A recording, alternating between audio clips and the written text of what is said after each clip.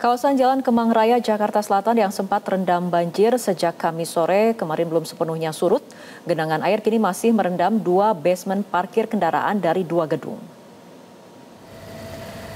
2 basement dari 2 gedung di kawasan Kemang Raya hingga Jumat siang masih terendam, namun untuk akses Jalan Kemang Raya sendiri sudah bisa dilalui dengan normal. Proses penyedotan air masih dilakukan oleh petugas dari Suku Dinas Sumber Daya Air Jakarta Selatan. 3 pompa air dikerahkan untuk mempercepat proses penyedotan air. Berdasarkan informasi dari masing-masing pengelola gedung, di kedua basement parkir kini telah kosong dan tidak ada kendaraan yang masih terparkir. Saat ini kami tidak mengalami kesulitan yang berarti karena saat ini hanya tinggal melakukan penyedotan saja. Kami berharap tidak ada hujan tambahan yang akan membuat proses ini lebih lama. Jauh ini juga sebenarnya ada material nggak atau ada kendaraan yang terparkir dari pihak gedung? Tadi kan sudah bertanya ke pihak gedung masing-masing dan pihak gedung sudah menginformasikan bahwa tidak ada material apapun dan sudah aman, baik itu kendaraan ataupun barang-barang. Gubernur DKI Jakarta Pramono Anung mengungkap penyebab banjir yang sempat terjadi di Kemang, Jakarta Selatan pada Kamis kemarin. Kejadian tersebut disebabkan adanya tanggul milik Kemang Village yang bocor. Gubernur Jakarta Pramono Anung menyebut pihaknya telah melakukan beberapa langkah dalam menekan potensi banjir di ibu kota. Salah satunya akan melakukan normalisasi Kali Krukut yang melewati Kemang Village. Gubernur Pramono pun mengimbau masyarakat untuk tetap waspada terhadap potensi cuaca ekstrim yang masih dapat terjadi dalam beberapa hari ke depan. Pihaknya juga akan terus berkoordinasi dengan Badan Penanggulangan Bencana Daerah hingga jajaran terkait.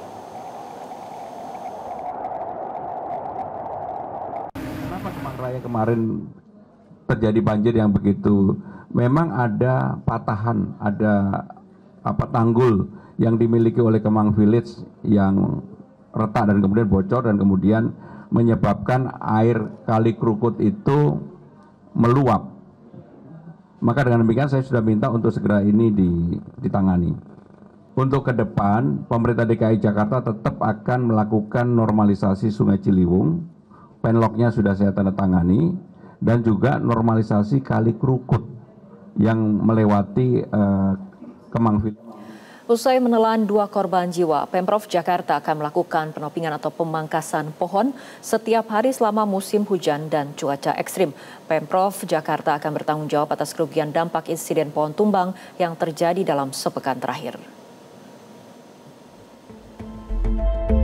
Dampak cuaca ekstrim yang terjadi dalam sepekan terakhir di Jakarta berujung pohon tumbang di sejumlah ruas jalan. Gubernur Jakarta Pramono Anung memastikan Pemprov DKI Jakarta akan menanggung seluruh kerugian akibat insiden pohon tumbang yang terjadi 31 Oktober 2025 lalu, termasuk bagi korban luka-luka maupun korban meninggal dunia. Selain menimbulkan korban jiwa dan luka-luka, hujan serta angin kencang juga menyebabkan kerusakan di sejumlah fasilitas umum dan kendaraan pribadi. Saya atas nama Gubernur dan pemerintah DKI Jakarta menyampaikan belasungkawa yang mendalam atas meninggalnya 1 orang driver yang kendaraannya tertimpa pohon di Jakarta Selatan di Dharma Wangsa kemarin sore pada jam 15 lebih sedikit. Seperti kita ketahui bersama rekan-rekan sekalian, hujan lebat dan angin kencang di Jakarta menyebabkan sejumlah pohon tumbang. Hingga pukul 22.00 dan saya memonitor terus secara langsung, pohon yang tumbang 10 di lokasi yaitu di Jakarta Pusat 1, 2 di Jakarta Selatan dan 7 di Jakarta Timur. Ada 10 pohon yang tumbang. Akibat kejadian tersebut setidaknya menyebabkan kerusakan pada 7 kendaraan roda 4, 2 kios, 1 pos warga, 2 kabel listrik, 1 tiang rambu jalan, 1 atap sekolah, SD Negeri 04 Dukuh, 1 kabel internet, dan 1 kandang kambing. Pemprov DKI Jakarta bertanggung jawab khususnya kepada korban yang meninggal dunia dan juga yang luka-luka. Seluruh biaya penanganannya ditanggung sepenuhnya oleh Pemprov DKI Jakarta. 30 Oktober lalu tercatat sedikitnya ada 10 pohon tumbang di Jakarta, salah satunya pohon tumbang di Jalan Dharma Wangsa Raya, Jakarta Selatan. Pohon beringin berukuran besar tumbang menimpa 4 kendaraan di jalan tersebut. Akibat insiden ini, salah seorang pengendara meninggal dunia. Proses evakuasi korban dilakukan Dinas Gulkarmat, PPSU, Dinas Pertamanan, dan dibantu warga sekitar menggunakan gergaji mesin untuk memangkas batang pohon yang berada di kap mesin mobil. Sebelumnya pada 26 Oktober lalu, hujan deras disertai angin kencang membuat sebuah pohon palem tumbang di Jalan Metro Pondok Indah, menimpa sebuah mobil hingga pengendara tewas di lokasi. Korban belakangan diketahui merupakan ex-direktur Dana Reksa Hari Nugroho yang mengalami luka parah di bagian kepala saat pohon menimpa mobilnya. Usai insiden pohon tumbang menelan 2 korban jiwa, Gubernur DKI Jakarta Pramono Anung menginstruksikan penopingan pohon atau pemangkasan pohon dilakukan setiap hari di seluruh wilayah Jakarta selama musim hujan dan banjir. Data dari Dinas Pertamanan dan Kehutanan Kota Jakarta hingga akhir Oktober 2025 tercatat 5.722 pohon telah dicek kesehatannya, sementara 62.161 pohon telah ditoping untuk mencegah potensi tumbang. Dari Jakarta, Tim Liputan Metro TV. Pemirsa, seperti apa upaya mitigasi agar dampak cuaca ekstrim tidak lagi menelan korban jiwa? Saat ini kita sudah tersambung melalui Zoom bersama Kapusdatin BPBD Jakarta, Bapak Muhammad Yohan. Selamat sore, Pak Yohan. Selamat sore, Mbak Fitri. Baik, Pak Yohan, hujan lebat disertai angin kencang di Jakarta menyebabkan sejumlah pohon tumbang, bahkan memakan 2 korban jiwa dalam sepekan terakhir ini. Dan menurut data BMKG, dalam beberapa hari ke depan wilayah Jakarta masih akan diguyur hujan. Nah, apa upaya mitigasi yang dilakukan, terutama untuk mengurangi resiko jatuhnya korban akibat pohon tumbang? Baik, ini upaya mitigasi juga sudah dilakukan sebetulnya sepanjang tahun ya. Kami menyampaikan melalui media yang memang sedang digandrungi sekarang melalui media sosial, itu kita upload terus info-info terkini, juga edukasi tentang bagaimana mitigasi bencana, khususnya untuk menangani yang namanya pohon tumbang ya. Karena apa? Karena pohon tumbang sendiri itu adalah bencana nomor 2 yang paling banyak di Jakarta setelah bencana kebakaran ya. Jadi kira-kira seperti itu. Dan menurut catatan kami tadi malam itu kejadiannya memang cukup ekstrim ya, pohon tumbangnya, karena memang anginnya juga cukup kencang. Ditambah lagi kami juga harus berbagi personil karena ada khususnya di Jakarta Selatan ada permintaan melalui layanan 112 itu warga minta dievakuasi menggunakan perahu karet ya.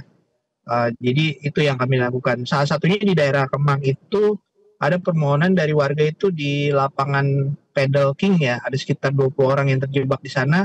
Alhamdulillah kawan-kawan dari BPBD Korwil Jakarta Selatan itu berhasil mengevakuasi mereka menggunakan perahu karet ya.